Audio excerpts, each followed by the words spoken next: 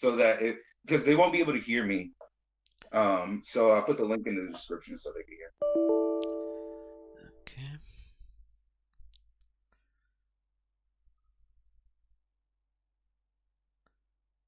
Right, let's see. So currently we're live.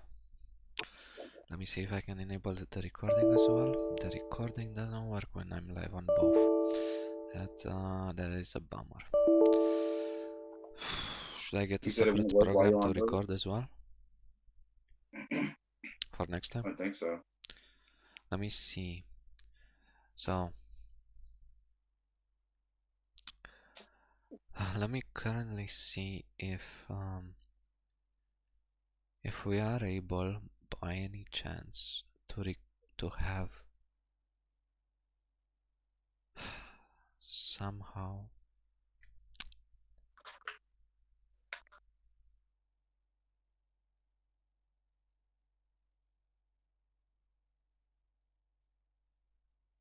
Alright, yeah, so it's the links I gave you. Okay, those are indeed the links.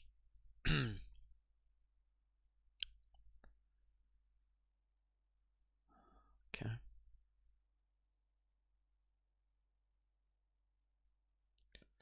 Right, there's 2 viewers already, 2 followers. Well, Payne, how about you tell us a bit about yourself first? And you should enable your Okay. camera as well.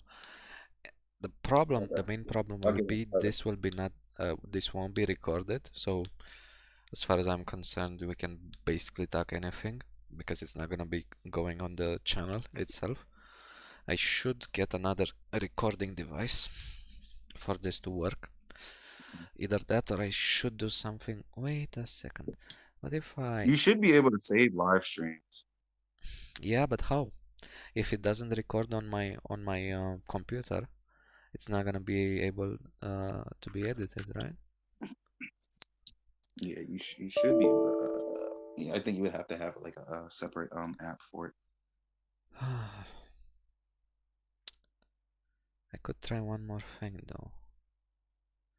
I could try. Let me see if this works. So, what if I? Ah, whatever. Let's just go with the flow, I guess. Tell us a bit about yourself, Payne, Okay, so and my enable name your is camera Payne. as well. Um, I don't want to say too much about myself, but I grew up in a nice suburban little area. It wasn't too nice. It had heavy influence of a lot of gang related activity and stuff. Um, I lived my life, somewhat like everyone else. I didn't grow up with two parents like everyone else. I had a single mom with four kids to take care of. I did the best to help my mom out as I could. There was a lot of hardships, growing up in life, just like everyone else.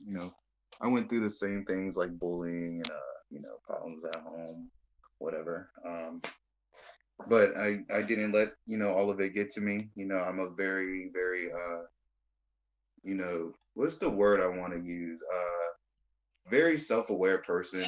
I knew I couldn't let these things get to me, so I really focused on strengthening my mental. I was always a big fanatic of meditation and energy and chi, and you know I loved like stuff like martial arts and movies like The One, Jet Li, anything that has to do with any of those kind of things. I loved animals. I did a lot of research on animals. I love science. Did a lot of research on that too. My dad was the one that really got me into things like science. He was an electrician and an IT. So yeah, that's how I got into stuff like that, computers and everything. I'm really not a big technology fanatic. I'm more of a naturalist. I like nature and stuff like that. All right. So yeah, that's a little about me. What can I say? I guess I will sum up my life story. I lived a pretty normal life. Um, I went and studied German from kindergarten because that's a term that people use in English, even though it's a German word as well. Um, Hmm. Ever since then, I've been studying German, eventually went to the UK instead of going to Germany. I went there for 1 year Okay. of university. Um, there I studied political economics. I enjoyed it very much, but at some point, due to some mental health issues, I had to return, had to stop my studies, couldn't take them back, and that's kind of how I started um, learning a bit about spirituality, I guess. That was my moment, my moment. Like people say, during your darkest times, you kind of tend to find belief again, right? Faith again, Yeah. and that was one of Yeah. my darker times. Um, I mean, there's so many aspects I would have to mention. Oh Overall, yeah. um, overall, I had a pretty normal life. Loving family, disagreements here and there, like everyone else. They Yeah. supported me with moving to the UK. They supported me in the UK as well. Supported me after coming back and screwing up on multiple occasions. Overall, it was a nice life I lived, and so far I live. So that's about it. And now I'm here doing this, doing something I enjoy, and making an interesting paper. So So can I ask you about how do you feel about doing this?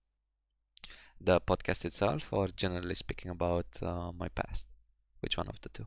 The podcast. The podcast. I very much enjoy it. The only issue is, like with everything else, it's one of those up things that has ups and downs. Like today seems to be a down day compared to last week. It Right. does generate interest in that sense, in that regard. I Yeah. would want to This keep is doing this, especially with you. As long as I have at least one other serious person that can keep me motivated, and keep keep hitting those obstacles with them, I feel like there's not generally an issue with, you know, going for it. right, right, right. Let me speak a little on this podcast that we're doing. So basically, this is going to be like a verbal, kind of thing. I've kind of told some people, through social media that hey, we're going to be doing these podcasts, but here's a verbal kind of description of it. We are trying to educate people on world events and theories that people have recently discovered, and also old theories that people are still questioning. Um, we are trying, basically, we're trying to get to the source of life. We want to know what is the meaning of life, and we're gonna sit here and we're gonna go do these podcasts and these videos together as one, and we're going to get down to the bottom of this. We're gonna do all the necessary research we have to, that we need, and we're just going to go through it, put two and two together, and filter out things that we know is kind of redundant or contradictory, or things that just don't make a lot of logical sense. Because I know there's a lot of misinformation out there in the world, and we want to kind of sift through all of that for people. Yeah. Anyways, we're here, Payne and me, Stone. Normally we should have had a podcast with about 5 people. We even had the subjects ready for that. That didn't happen. So we'll just delve in a little about what the podcast is about and what it should be. Generally speaking, like Payne said, we're just taking subjects that are trending right now, putting our points of view regarding them, and filtering out the unnecessary information that would normally get to you, or the false information, the fake news, let's call them, that end up coming alongside with the articles. Now, my name is Rob, and I feel more confident saying this while it's not actually recording or anything. People have, yeah, people seem to fear a little on Discord nowadays, which is actually a very interesting topic if you want to discuss that. Why do you think, compared to the older days when Discord just appeared, right, that people are more afraid now to say their actual names or their where they actually That live, is, right? So that sort of thing. yeah, that is actually pretty interesting, and I think that all has to fall into with the new technologies and new softwares that we're getting into. Technology is rapidly advancing every year. I think when did Discord come out? Like 4 or 5 years ago. It was before. I'm not entirely sure if Teams was out yet back then. I think it was Skype. I personally I moved from Skype to Discord. I don't remember Well, if Teams was out yet. my son is about to be 5, and I know I was on Discord before he was born. Okay, okay. Um, So I then don't let's know say how five much years. more. Yeah. Yeah, I don't know how much more before that, but I just know like since then, software and hackers have became Um, way more prevalent. Oh, look who we got ah, here. Hey We Ryan. got Ruin in here. Yeah. That's Hey. what's hold up. up. Let me refresh my RTC. Give me 2 seconds. Uh, did you invite I Ryan think to the podcast as well? yes, I did. Yes, I did. Alright. Message him. I said, "Get your ass in here." It's not a But like problem. I I was was saying, just I think asking. Yeah. yeah. I think now it's just more because we're having a cyber warfare all around the world, and I think that hackers and stuff are becoming way more prevalent. Um, I don't know when was the last time we heard of them. I haven't heard of them recently, and it's probably going to be a surprise that I'm bringing this up to some people. But Anonymous was very huge, very prevalent back in like 2012. Remember that when they shut down Sony? Like that was crazy. Um, I know they kind of like went in hiding a little bit, but I believe they're still there.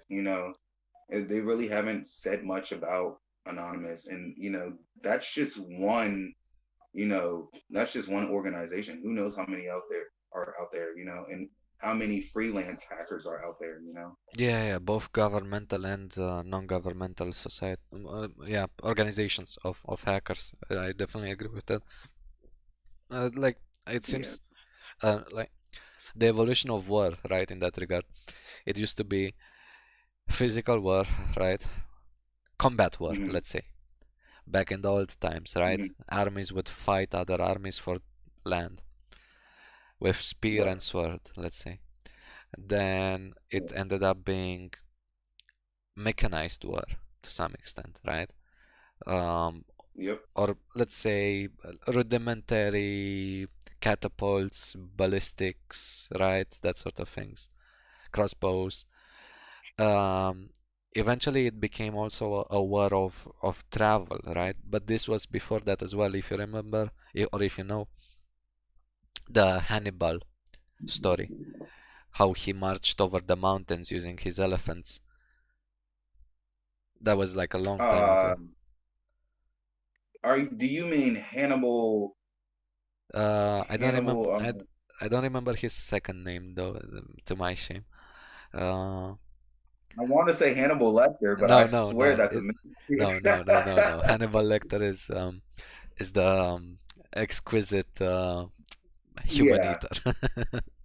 Yeah, I know what Hannibal you're talking about. I know exactly what you're talking about, but I can't like that was I learned about that so long ago, Yeah, and yeah, I that's actually surprising you brought that up. That's some old information I forgot about. yeah.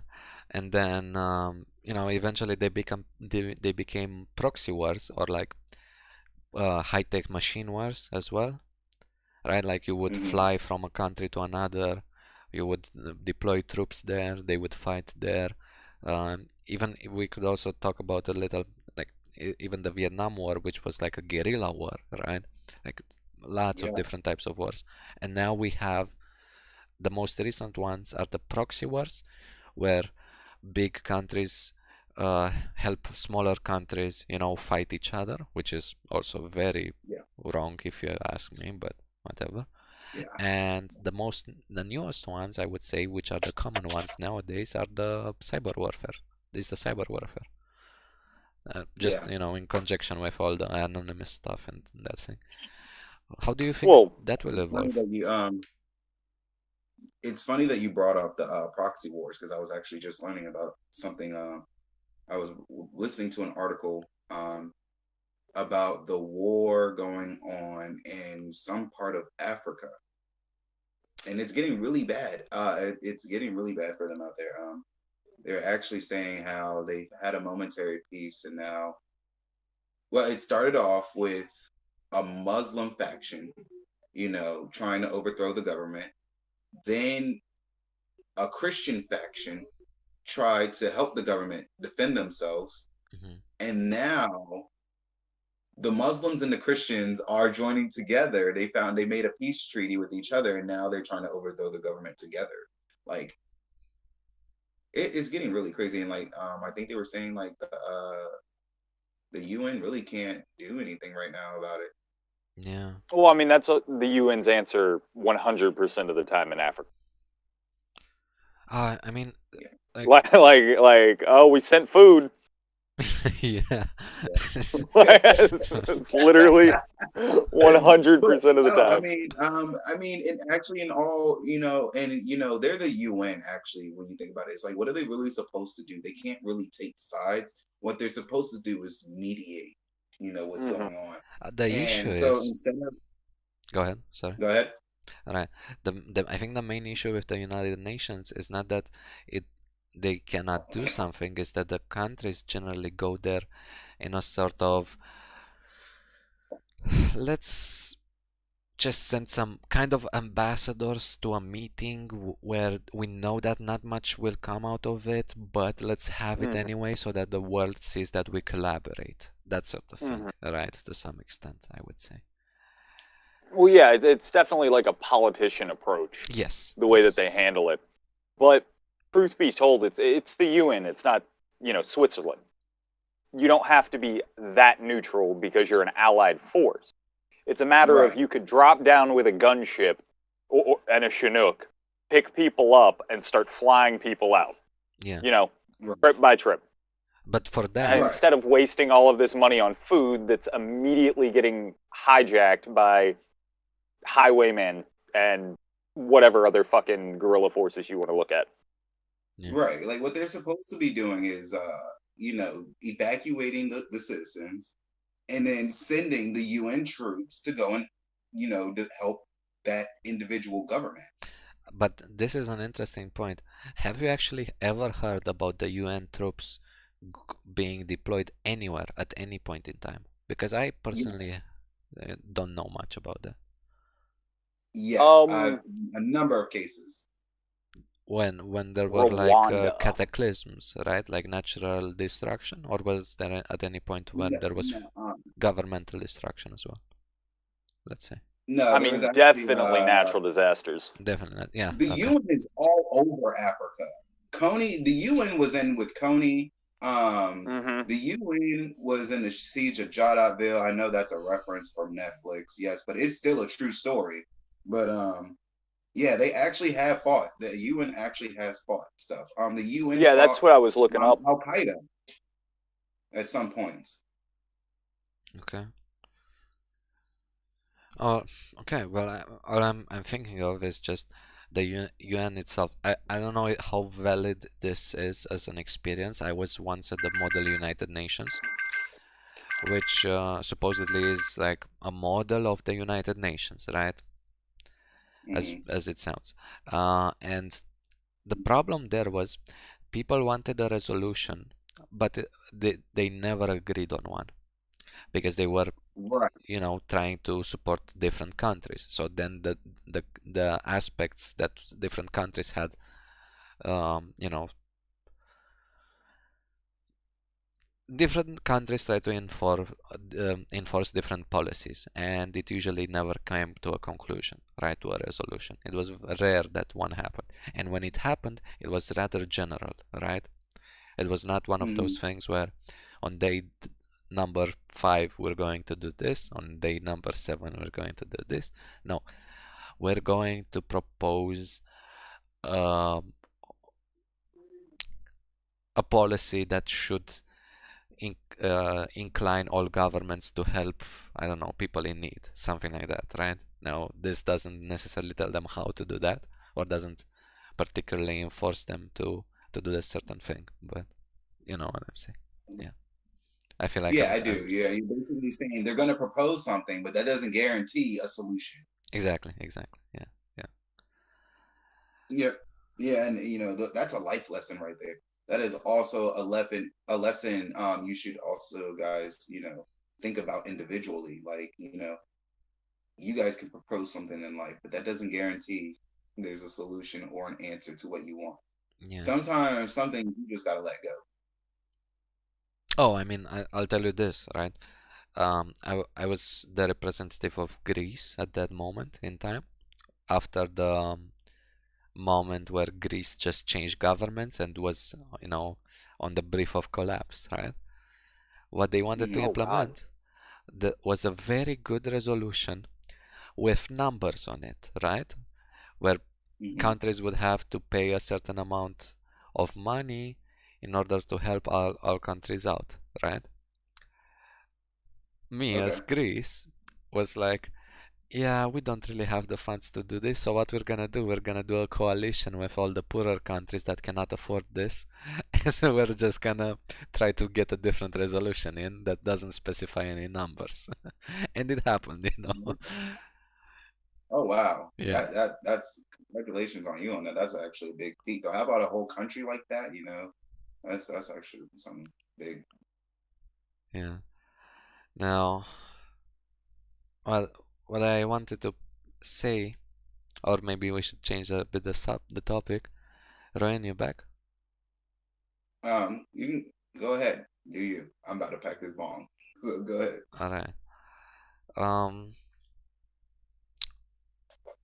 I think if we actually closed most leaders, right, and we wouldn't let them necessarily go out of the place before they establish a resolution, it would go much faster. If not necessarily if we threaten their life, because that would be too radical, right?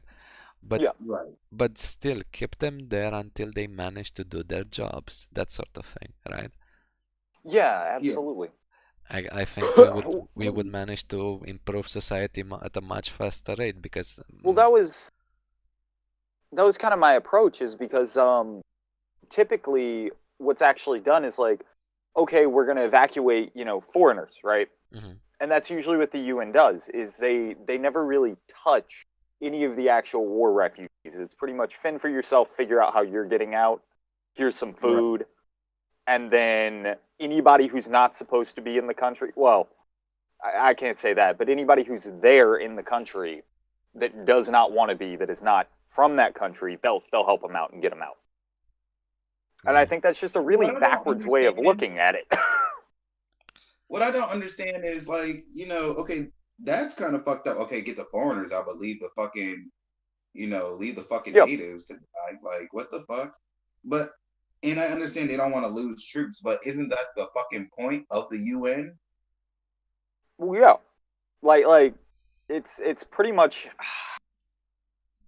it's like a Peace Corps, like in and of its own way, It or is it's a peace supposed corps, to but be. it's Yeah. so it's but it's a peace corps that is built up with countries that have a wide array of different beliefs and stuff, and some of them are very radical. And I just don't see the UN.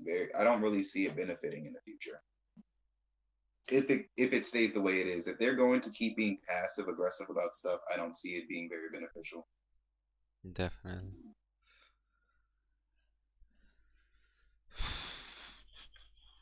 That's not how I would run it. If I was like chairman of the UN, I would force people to stop fighting. Well, yeah, that's the issue, right? Because it's like, you can argue that point, but okay, miscellaneous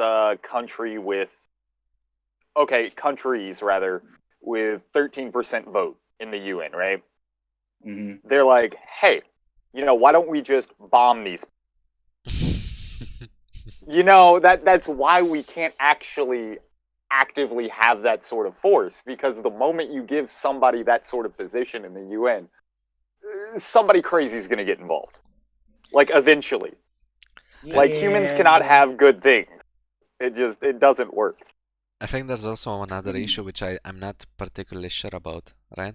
But when there's a resolution discussed, do you guys know, are there certain countries that are excluded depending on if they are taking part in the respective effects, or are they all there when they take the decision? Repeat that. So, are there countries excluded from a discussion if the discussion doesn't involve them or not? Well, looking it up right here, all it says is that the states are admitted to membership in the UN, right, by decision of like this General Assembly upon the recommendation of the Security Council. So I guess it's kind of like multiple permission circles, right? All right. That's what I was thinking. You have like your heavier powers up at the top saying, you know, this, that, and the third. But ultimately, if you've got God, I can't remember any of them off the top, but like the Little Brother Wars, right? If you had anything like that going on, that would pretty much be under wraps. And I think that's where they set that bar, especially in Africa, because it was always very red and blue. All right. Now, what I'll be doing,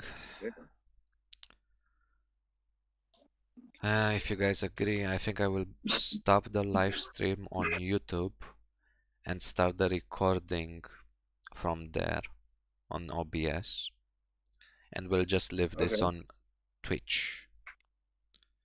All right, sure. All right. I think I can avoid saying anything